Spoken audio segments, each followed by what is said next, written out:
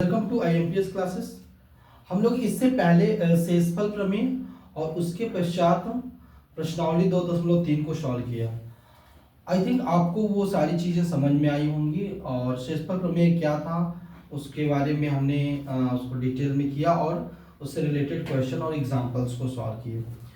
अब हम लोग अगला कॉन्सेप्ट गुणनखंड प्रमेय सॉल्व करेंगे।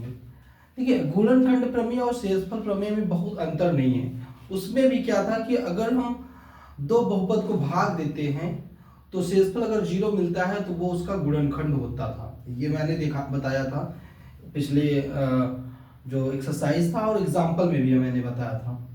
जस्ट लाइक यहाँ पे भी है कि वही अगर दो बहुपद हैं तो एक बहुपद उसका गुणनखंड होगा कि नहीं होगा, तो उसमें हम वही शेषफल प्रमेय का ही कॉन्सेप्ट को इसमें यूज किया गया है, जो कि अब गुणनखंड प्रमेय है। ठीक है, तो हम समझेंगे कि गुणनखंड प्रमेय क्या होता है और इसका हम कहाँ उपयोग करेंगे और किस तरीके से इसका उपयोग होगा और किस क्वेश्चन में हम लोग करेंगे और कैसे हम पता करेंगे कि गुणनखंड है या नहीं है। तो देखिएगा गुणनखंड प्रमेय क्या कहता है। अच्छा, हम ये क्लास 9th का मैथमेटिक्स पढ़ रहे हैं। हिंदी मीडियम के छात्रों के लिए ये छात्र एवं छात्राओं स्टूडेंट्स के लिए है और मैथ्स NCERT हम पढ़ रहे हैं और ये चैप्टर नंबर 2 बहुपद पॉलिनोमियल को हम सॉल्व कर रहे हैं। लगभग ये खत्म होने वाला चैप्टर है। एक दो एक्सरसाइजेस और बचे हैं, फिर ये कंप्लीट हो जाएगा।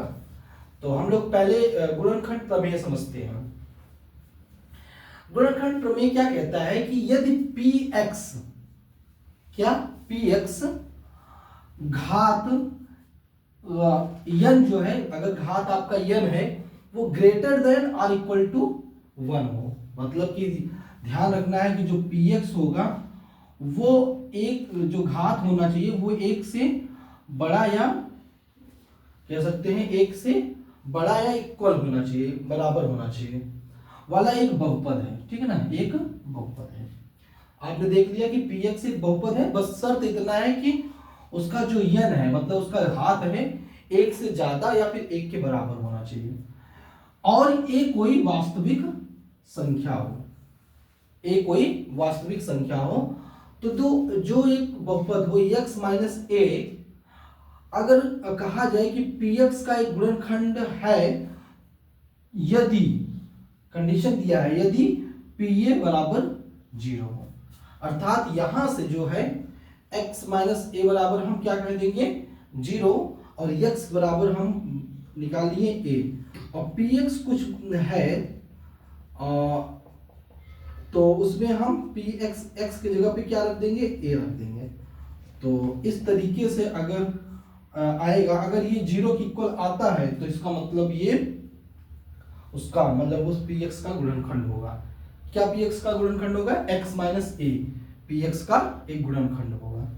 इसी को उल्टा जस्ट अपोजिट बोल दिया, उल्टा तरीके से बोला कि अगर pa बराबर 0 हो, अगर pa बराबर 0 हो तो x माइनस a यहां पे लिखा है यदि x माइनस a pa का एक गुणनखंड है।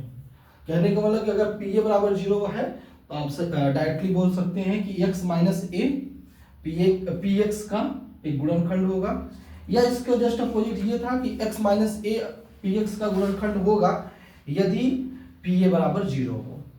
तो यही आपको ये थियरम था, हमने आपको बता दिया। इसको आप नोट करेंगे और इसका हम इस्तेमाल कैसे इसका उपयोग करेंगे हम क्वेश्चन के माध्यम से देखेंगे।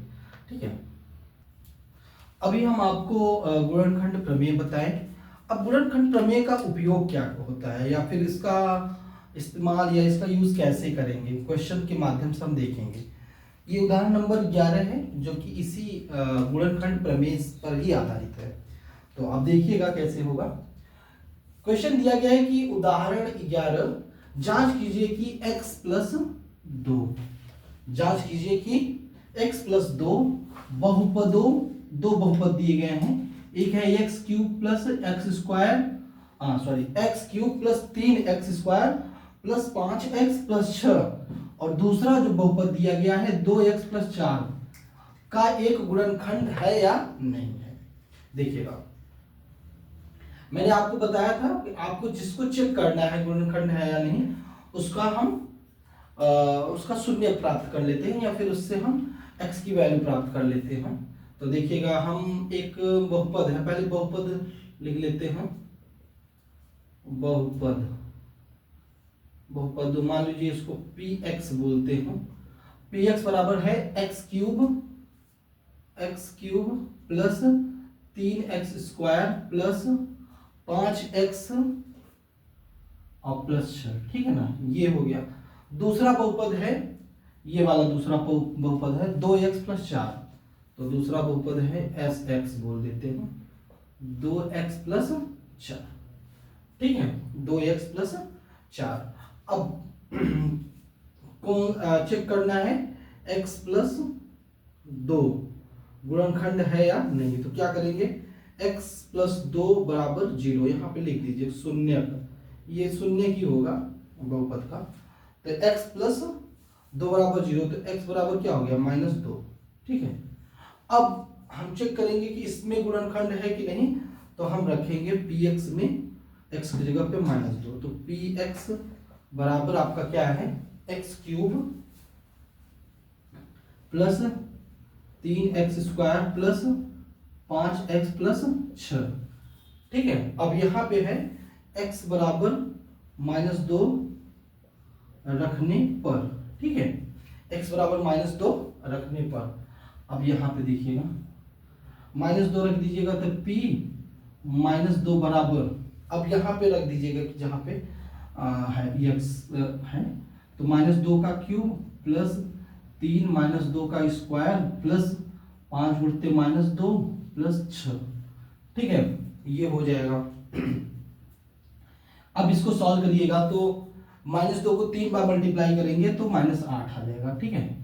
और यहाँ ये प्लस में हो जाएगा, तो 4 3 12 हो जाएगा, यहाँ प्लस 12, ठीक है, -10 प्लस 6, ये जोड़ेंगे तो 18 और प्लस वाला भी 18 हो जाएगा।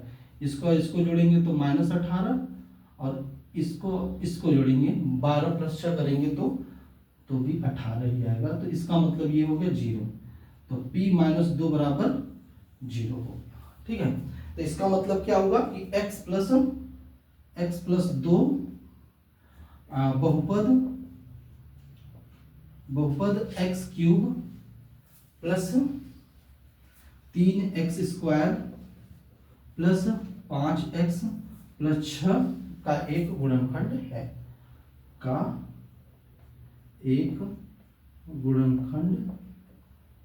है, ठीक है। अब आते हैं हम दूसरा जो बहुपद है यस एक्स के लिए,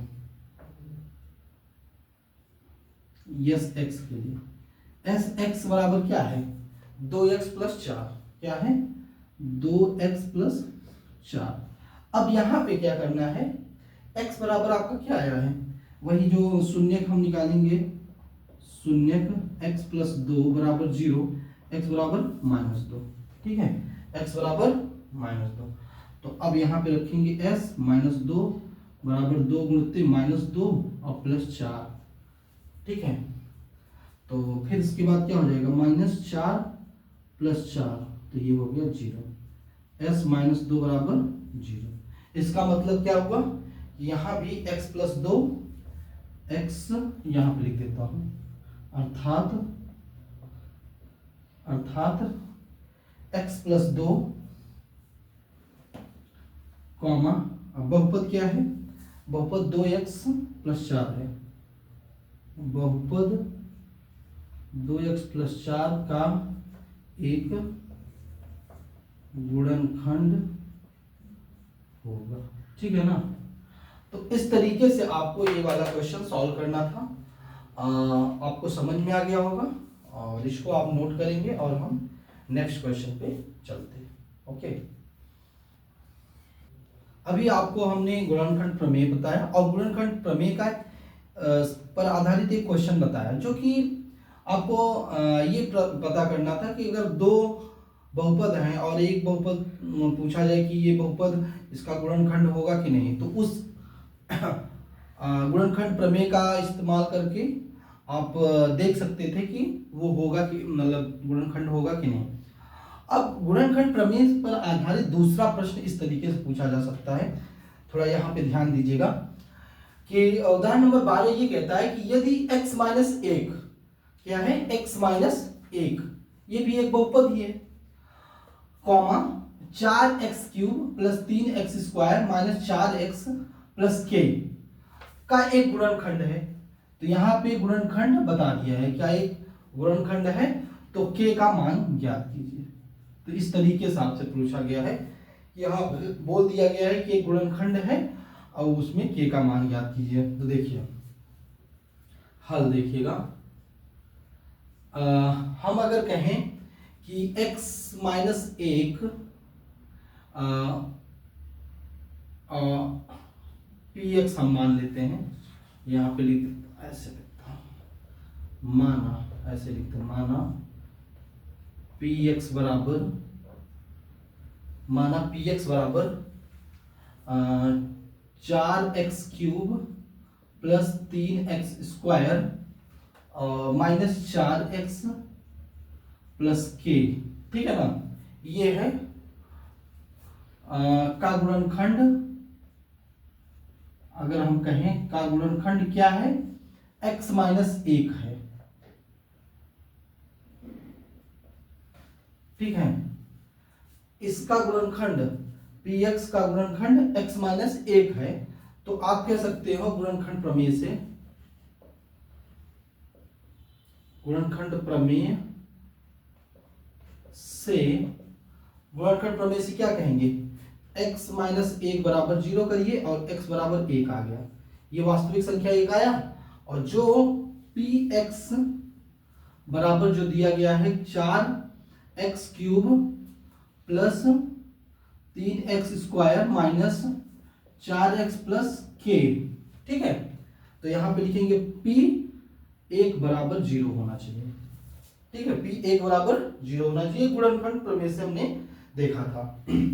तो p1 क्या हो जाएगा, यहाँ पे 1 रख दीजिएगा, तो 4 गुणते 1 का क्यूब, ठीक है, 4 गुणते 1 का क्यूब प्लस 3 गुणते 1 का स्क्वायर माइनस 4 गुणते 1 प्लस k बराबर 0, ठीक है। तो यहां पे क्या हो जाएगा, 4 प्लस 3 माइनस 4 प्लस k बराबर 0, ठीक है। तो यहां देखिएगा 4 प्लस में है और 4 माइनस में है, तो ये दोनों कैंसिल हो जाएंगे, यहाँ पे 3 प्लस k बराबर 0, तो k बराबर क्या हो गया, -3। तो यही आपका वैल्यू हो जाएगा k का मान, k का मान क्या हो गया, -3। तो आपने देखा कि गुणनखंड प्रमेय का दो तरीके से हम क्वेश्चन को सॉल्व किए। एक में है कि दो बहुपद दे दिया जाए और पूछ लिया जाए कि एक बहुपद दूसरे बहुपद का गुणनखंड है कि नहीं, तो उसमें हम चेक करते थे, यहाँ से शून्य निकाल के px में वो शून्य को पुट कर देते थे और देखते थे वो 0 के बराबर है कि नहीं। अगर वो 0 के बराबर है तो कहेंगे यस गुणनखंड है। दूसरा प्रश्न है कि गुणनखंड है तो ऐसा पूछ लिया जाता है कि अलग कोई अचर राशि दे दिया जाए और उसका मान पूछा जाए कि उस अचर राशि का मान क्या होगा इस कंडीशन में, तो आप उसमें भी वास्तविक संख्या रखेंगे और 0 के बराबर रख के उस इक्वेशन को सॉल्व करेंगे तो वहां से k की वैल्यू पता करेंगे। तो इस तरीके से दोनों क्वेश्चन को हम दो मेथड से बताएं, दो तरीके के क्वेश्चन पूछे जा सकते हैं गुणनखंड प्रमेय से। ओके, हम लोग ये उदाहरण नंबर 13 करेंगे, ठीक है। उदाहरण नंबर 13 क्या है कि मध्य पद को विभक्त करके इसका गुणनखंड करना है, ठीक है। तो इसको हम, इसका कॉन्सेप्ट बहुत जरूरी नहीं है, आप क्वेश्चन में कैसे उसका इस्तेमाल करेंगे, मध्य पद का विभक्त करते हुए, मध्य पद को विभक्त करते हुए इसका गुणनखंड कैसे किया जाएगा, इसका हम प्रोसेस के थ्रू हम आपको समझाने की कोशिश करेंगे, आपको बताने की कोशिश करेंगे, आप उसको देखिएगा। देखिए हल क्या है,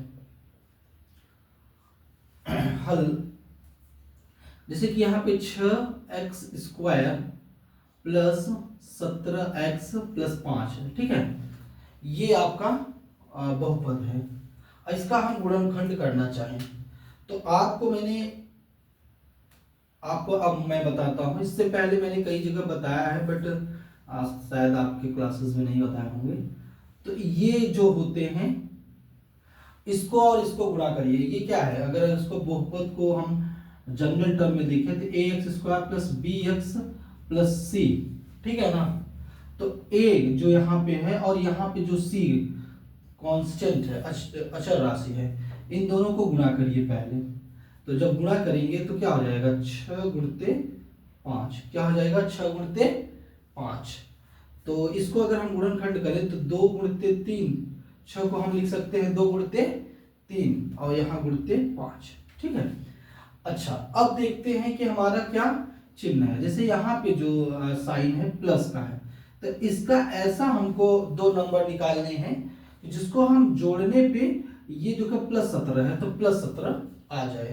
तो आप देख सकते हैं कि 5 3 15 और प्लस अगर हम 2 ये वाला जोड़ देते हैं तो 17 मिल जाता है। ये सारी चीजें आप प्रैक्टिस से आ जाएंगी, इसमें बहुत ज्यादा प्रॉब्लम नहीं होता, थोड़ा प्रैक्टिस करना होता है बस, आप हो जाएगा।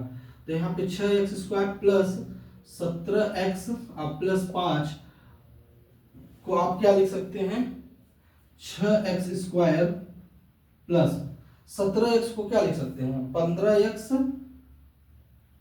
प्लस 2x और प्लस 5, ठीक है ना, प्लस 5। अब देखिएगा यहाँ पे 3x कॉमन ले लिए, तो यहाँ x ले लिया, 3x कॉमन लेंगे, कॉमन मतलब भाग करेंगे, तो यहाँ पे आ जाएगा 2x और प्लस 5, और वहां पे क्या लेना पड़ेगा, 1 कॉमन लेना पड़ेगा, 1, तो 2x प्लस 5। अब देखिएगा ये अगर हम दो ये पद हैं, एक पद ये है और एक पद ये है, इसमें देखा जाता है कि कॉमन क्या है, कॉमन मतलब कि दोनों में मौजूद हो, उभयनिष्ठ।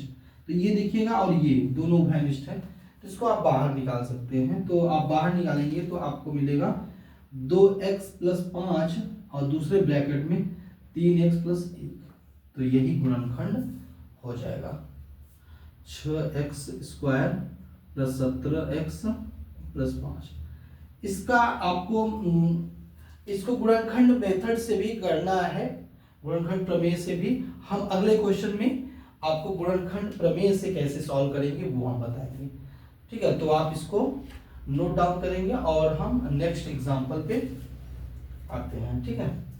आई थिंक समझ में आ गया होगा। अब हम लोग इस प्रश्न को 2 मेथड से बताया गया था, करने को बोला गया था। एक मध्य पद को विभक्त करते हुए, जो कि मैंने आपको समझाया था, वो काफी इजी था, समझ में आ गया। लेकिन एक गुणनखंड विधि से भी इसको करना है, ठीक है ना। आपके क्वेश्चन में था, मैंने इसमें सिर्फ मध्य पद का ही मेंशन किया था, बट आपकी गुणनखंड विधि से कैसे करना है वो देख लीजिए। देखिए, गुणनखंड विधि से हम अगला क्वेश्चन बड़े आराम से अच्छे से बताएंगे, बट इसको कैसे करना है ये आप देख सकते हैं। कि मान लीजिए ये जो आपका बहुपद है 6x square plus 17x plus 5, अब इसमें से 6 आप कॉमन ले लेंगे तो क्या मिल जाएगा, x स्क्वायर और यहाँ 17/6 और प्लस x प्लस 5/6। अब यहाँ पे इसको मैंने मान लिया px, कोई एक बहुपद आएगा px। अब ये px का जो गुणनखंड होगा, इसका जो गुणनखंड होगा, इसमें हो जाएगा x minus a x minus b। इसीलिए मैं बता रहा हूं कि जब आप गुणनखंड विधि से निकालेंगे तो यहाँ इसका गुणांक 1 होगा तो ज्यादा इजी तरीके से हो पाएगा, क्योंकि हमको अंत में यहाँ पे फैक्टर बनाना होता है। फिर हमने इसको सॉल्व किया तो देखा कि x square minus x b और फिर माइनस ए का गुणा करेंगे एक्स से तो माइनस एक्स माइनस ए एक्स और फिर इसमें करेंगे तो प्लस ए बी। इसको सॉल्व करेंगे तो एक्स स्क्वायर और यहाँ से एक्स कॉमन ले लेंगे माइनस एक्स, मतलब तो आपको मिल जाएगा x square minus x plus x square minus x bracket में ए प्लस बी और प्लस ए बी, ठीक है। तो आप 6 का मल्टीप्लाई जब कर देंगे तो इस तरीके से आ जाएगा। फिर आप तुलना करेंगे तो ये जो कांस्टेंट है 6ab, ये इस कांस्टेंट के बराबर हो जाएगा 5, तो 6ab बराबर हो गया 5, तो ab बराबर क्या हो जाएगा 5/6। अब आपको ab का वो संभावित मान देखना है जो कि गुणा करने पे 5/6 आ जाए, और उसके अलावा आपको देखना होगा कि उसका जब ऐड करिए तो माइनस में आए, तो दोनों माइनस में होंगे तभी दोनों कंडीशन फॉलो होगी कि ये माइनस a प्लस बी ये भी आना चाहिए माइनस में। तो यहाँ पे ये देखा दोनों माइनस में, और फिर यही चीज़ यहाँ पे हम पुट कर दिए, जहाँ पे ए और बी का मान -1/3 और -5/2, और ए और बी का मान इसी में रख दिया गया, जो कि यहाँ मैंने दिखाया। इसको सॉल्व करेंगे तो आपको आगे आएगा 3x + 1 और यहाँ 2x + 5, ये 6 से 6 कैंसिल हो जाएगा और यही गुणनखंड बन जाएगा यहाँ आंसर। तो इस तरीके से आपको गुणनखंड विधि से करना था, इसको आप नोट कर लीजिए। और हम आते हैं नेक्स्ट क्वेश्चन पे।